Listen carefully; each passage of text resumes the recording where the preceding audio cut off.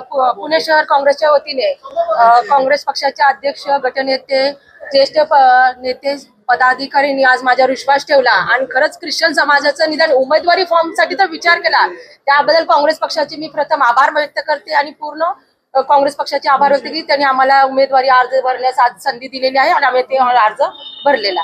तुम्ही माघार घेणार नाहीये यावर ठाम आहात की संख्याबळ आपण पाहिलं तर भाजपकडे बहुमत आहे, असं असताना काँग्रेस या निवडणुकीमध्ये उतरली आहे. शेवटपर्यंत तुम्ही लढत राहणार?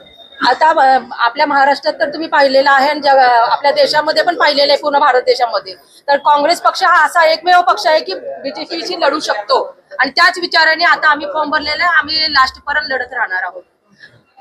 धन्यवाद. नमस्कार, मी ॲडव्होकेट साहिल शिवाजी केदारी.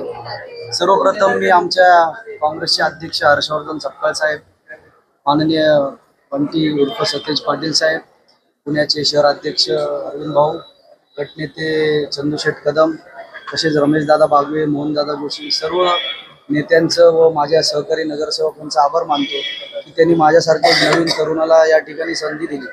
आमचं संख्याबळ जरी कमी असलं पण पक्षाने जो माझ्यावर विश्वास ठेवला आणि माझ्यासारख्या तरुणाला एक ओबीसी समाजातला, माळी समाजातला मी एकुलता एक नगरसेवक काँग्रेस पक्षातर्फे आहे आणि समाजाला त्या ठिकाणी न्याय देण्याचा प्रयत्न जो काँग्रेस पक्षाने केला, मी पक्षाचा आभार मानतो. थँक्यू.